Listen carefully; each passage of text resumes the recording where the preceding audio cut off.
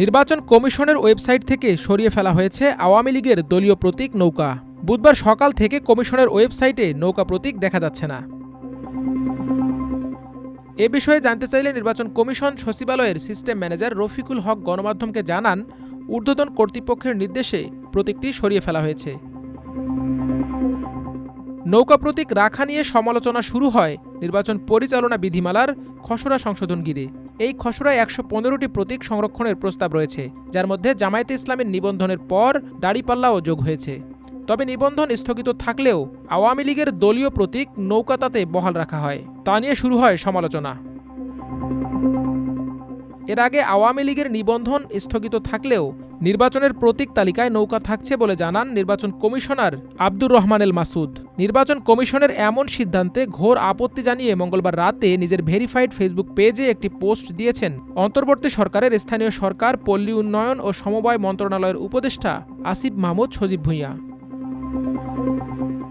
পোস্টে উপদেষ্টা আসিফ মাহমুদ লেখেন, অভিশপ্ত নৌকা মার্কাটাকে আপনারা কোন বিবেচনায় আবার শিডিউলভুক্ত করতে আইন মন্ত্রণালয়ে পাঠালেন? সাংবিধানিক প্রতিষ্ঠান হিসেবে এই গণ অভ্যুত্থানকে আপনারা জাস্ট বৃদ্ধাঙ্গুলি দেখালেন।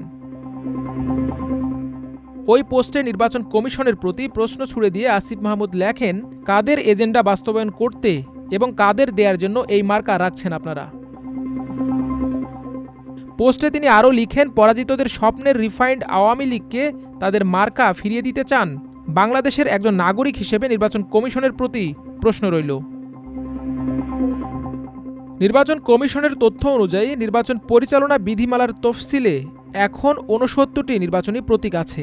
আগামী সংসদ নির্বাচন সামনে রেখে প্রতীকের সংখ্যা বাড়ানোর উদ্যোগ নিয়েছে কমিশন। এবার দল ও স্বতন্ত্র প্রার্থীদের জন্য মোট প্রতীক ১০০-এর বেশি করার চিন্তা করছে ইসি। ছাত্র জনতার অভ্যুত্থানে ২০২৪ সালের ৫ আগস্ট আওয়ামী লীগ সরকারের পতন হয়। সেদিন পালিয়ে ভারতে আশ্রয় নেন স্বৈরাচার শেখ হাসিনা। এরপর তাকে অনুসরণ করে দলটির বেশ কয়েকজন শীর্ষ নেতা দেশ ছেড়ে পালিয়ে যান। গ্রেপ্তার হয়ে কারাবন্দী আছেন কয়েকজন, বাকিরা আত্মগোপনে। গত ২০ মে আওয়ামী লীগ ও এর সব অঙ্গ ও সহযোগী সংগঠন এবং ভ্রাতৃপ্রতিম সংগঠনের নেতাকর্মীদের আন্তর্জাতিক অপরাধ ট্রাইব্যুনালে বিচার কাজ সম্পন্ন না হওয়া পর্যন্ত সংগঠনের যাবতীয় কার্যক্রম নিষিদ্ধ করেছে অন্তর্বর্তী সরকার। একই সঙ্গে রাজনৈতিক দল হিসেবে আওয়ামী লীগের নিবন্ধন স্থগিত করে নির্বাচন কমিশন। এবার নানা সমালোচনার পর আওয়ামী লীগের দলীয় প্রতীক ওয়েবসাইট থেকে সরিয়ে ফেলল কমিশন। মাল্টিমিডিয়া ডেস্ক, আমার দেশ।